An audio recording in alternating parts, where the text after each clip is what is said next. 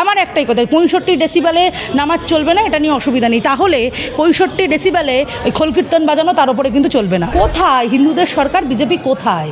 এই যে মানে বকরি ঈদে হচ্ছে গিয়ে মানে কাটতে পারবে না গরু, কাদের ক্ষতি হচ্ছে?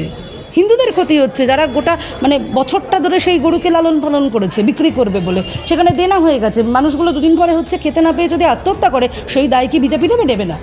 বেশিরভাগ লোকজন বলছেন বামপন্থী আমলে নাকি এই ধরনের বেআইনি নির্মাণ তৈরি করা হয়েছে। তাহলে বামপন্থীদের কোমরে ধরে নিয়ে যান। আমরা বলছি যদি আমাদের আমলে হয় ধরুন তাহলে নেতা মন্ত্রীদের, বলছি তো 15টা বছর ধরে। কানে কি কথা ঢুকছে না নাকি? তৃণমূল কালা ছিল, এখন বিজেপিও কালার মতো অভিনয় করছে। বিশ্বের মধ্যে বিফ এক্সপোর্টিংয়ে 2য় নম্বরে ভারতবর্ষ আছে। তাহলে যারা সেইখানে ব্যবসা করছে, বাইরে পাঠাচ্ছে, মানে রেড মিট বা বিফ মিট পাঠাচ্ছে, তারা কি সবাই ধর্মে মুসলমান? নিশ্চিতভাবে না। আসলে তারা বড় ব্যবসায়ী, তারা কর্পোরেট। তাদের সাথে বিজেপির খুব বড় দহরম মহরম আছে। এই গরিব মানুষদের সাথে দহরম মহরম রেখে বিজেপির কোনোদিন কোনো প্রয়োজন। হ্যাঁ, তো গোমাতা তাহলে বিফ এক্সপোর্ট করার সময় গোমাতা মনে পড়ছে না? পশ্চিমবাংলার প্রাক্তন মুখ্যমন্ত্রী তিনি তো বলেছিলেন যে একটা সময় যে বিজেপিকে প্রয়োজনে ফ্রন্টে এনে লড়বো, আর আমরা সেই সময় থেকে বলেছিলাম বিজেপি হিন্দুদের দল না।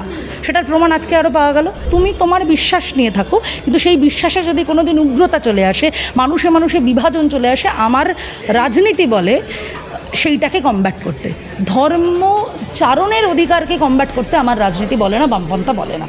পালা বদলের বাংলায় বিভিন্ন জায়গায় চলছে বুলডোজার এবং হকার উচ্ছেদ করা হচ্ছে বিনা নোটিশ ছাড়া। আর এই নিয়ে বিভিন্ন জায়গায় সরব হচ্ছেন বামকর্মী সমর্থকরা। কোথাও বলা হচ্ছে শিক্ষা ব্যবস্থা ক্ষেত্রে পরিবর্তন এসছে, মাদ্রাসায় বাধ্যতামূলক করে দেওয়া হয়েছে বন্দে মাতারাম, এবং গরু কুরবানি, মুসলিম সম্প্রদায়ের যে পরবে তারা গরু কুরবানি করতো, সেই গরু কুরবানিকেও একেবারে হাইকোর্ট থেকে নিষিদ্ধ করে দেওয়া হয়েছে। পালা বদলের এই বাংলাকে নিয়ে কি বলছেন বাম নেত্রী, বর্ণনা দেখুন ভিডিওটিতে। তো একদমভাবে স্পষ্ট যে বিজেপি কোনোভাবেই হিন্দুদের দল নয়। এই কথা আমরা আজকে বিজেপি ক্ষমতায় আসার আগেও বহুবার বলেছি। তারা তো বললেই হিন্দুদের দল, তাহলে হিন্দুদের পেটে লাথি মারছে কী করে?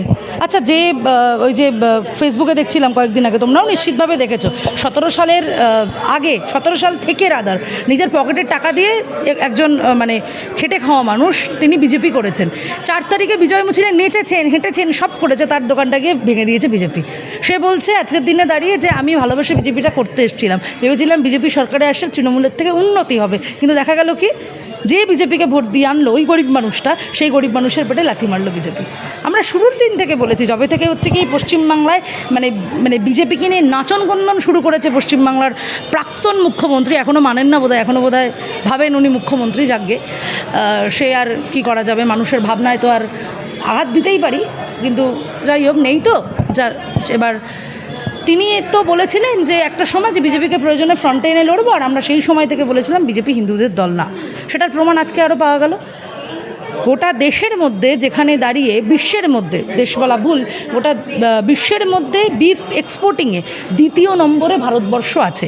তাহলে যারা সেইখানে ব্যবসা করছে, বাইরে পাঠাচ্ছে, মানে রেড মিট বা বিফ মিট পাঠাচ্ছে, তারা কি সবাই ধর্মে মুসলমান? নিশ্চিতভাবে না। তাদের মধ্যে ধর্মে হিন্দু আছে।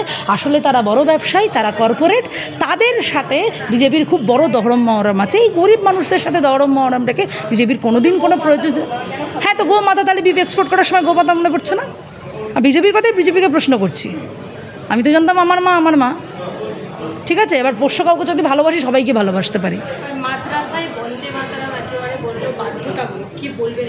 তবে এগুলো তো চাপিয়ে দেওয়া এবং জাতীয় সঙ্গীতের অবমাননা করা। জাতীয় সঙ্গীতকে তো আসলে ওরা ওই যে মিশ্র সংস্কৃতি, নানা ভাষা, নানা মত, নানা পরিধানের যে সংস্কৃতি, এবং একেবারে পাঞ্জাব, সিন্ধ, গুজরাট, মারাঠা থেকে ভারতবর্ষের প্রতিটা প্রান্তে, একেবারে মানে কাশ্মীর থেকে আরম্ভ করে কন্যাকুমারীর যে ভারতবর্ষের ঐতিহ্য, সেই ঐতিহ্যকে চাপিয়ে দেওয়ার কারণ হচ্ছে এইটা।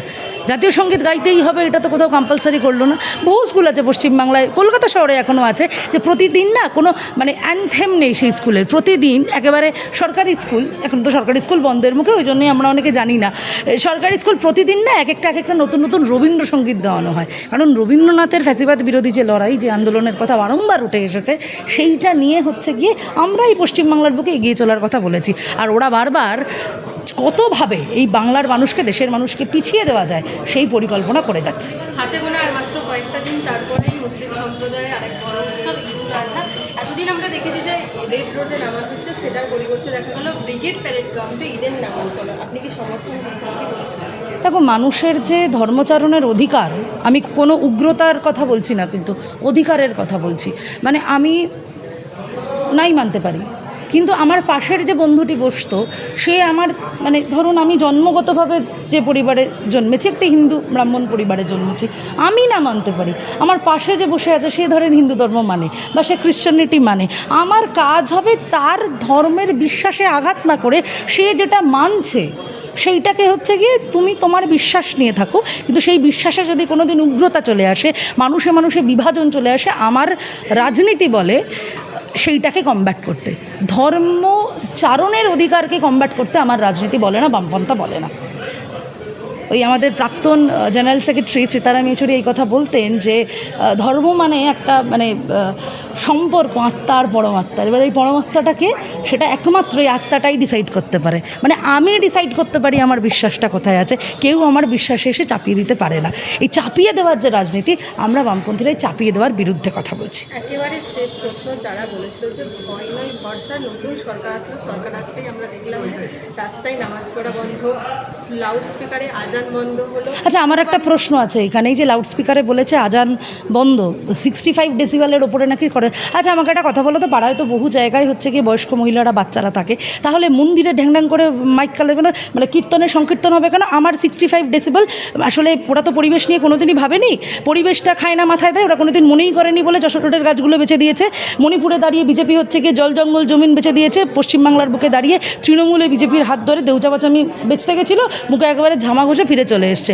আমার একটাই কথা, 65 ডেসিবেলে নামাজ চলবে না, এটা নিয়ে অসুবিধা নেই, তাহলে 65 ডেসিবেলে ওই খোলকীর্তন বাজানো তার উপরে কিন্তু চলবে না, আমার এটাই বক্তব্য। বেআইনি নির্মাণ বিভিন্ন জায়গায় ভাঙা হচ্ছে, সেই জায়গায় দাঁড়িয়ে তারা বলছেন বেআইনি নির্মাণ ভাঙা হবে, এবং যিনি পুরো কমিশনার তিনিও সুবিধা পান্ডা বলেছেন না ভেঙে দেওয়া হবে। তার জন্য নোটিশ লাগবে।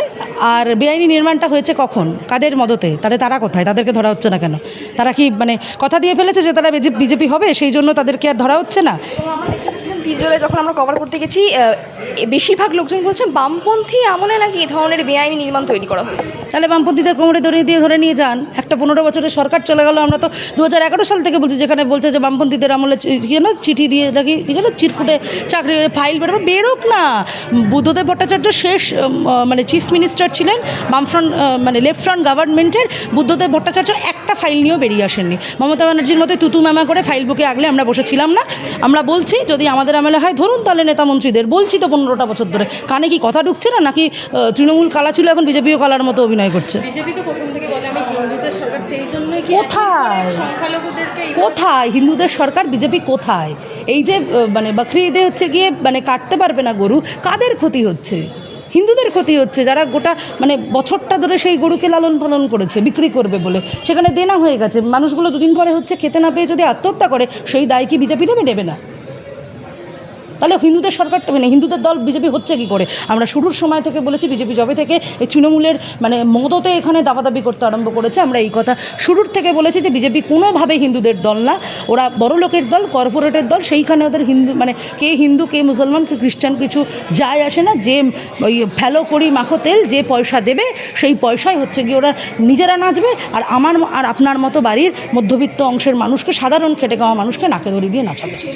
সরকারি কর্মচারীদের বলা হচ্ছে যে মিডিয়ার সামনে প্রশ্ন করা যাবে না বা কিছু বলতে পারবে না, বাক স্বাধীনতা বা গণতন্ত্রের বাক স্বাধীনতা গণতান্ত্রিক অধিকার বিজেপি হনন করবে, এটা খুব একটা আশ্চর্য হওয়ার মতো কিছু না। এবার তুমি আজকে আমাদেরকে দাঁড়িয়ে ইন্টারভিউ নিচ্ছ, তুমি যদি দুদিন পরে দেখো আমাকে ইউএপিএ দিয়ে জেলে ঢুকিয়ে দিয়েছে, তুমি তাহলে অবাক হবে? নিশ্চিতভাবে না। আমার খালি কত বছর জেলে বসে আছে, দিনের পর দিন ট্রায়াল হয় না, তুমি ভাববে যে কেন হচ্ছে? মানে আজকে যদি তুমি দেখো কোনো বামপন্থী নেতাকে হঠাৎ কোথায় দাঁড়িয়ে সাধারণ মানুষের কথা নিয়ে বলে দেবে হচ্ছে কি দাঙ্গার উস্কানি দিয়েছে, বলে জেলে ঢুকিয়ে দেবো, অবাক হবে তুমি, আমি অন্তত হব না। কারণ পশ্চিমবাংলায় 21 দিন হয়েছে এসছে, 14 সাল থেকে তো এই দেশের গোটা সিস্টেমটাকে তো হচ্ছে গিয়ে কুড়ে খাচ্ছে, এই ঘুণের পোকার মতো কুড়ে খাচ্ছে। সেইটা দেখে তো আমরা অভ্যস্ত, এবং অভ্যস্ত বলেই সেই অভ্যাসের বদল এবার আমরা করব।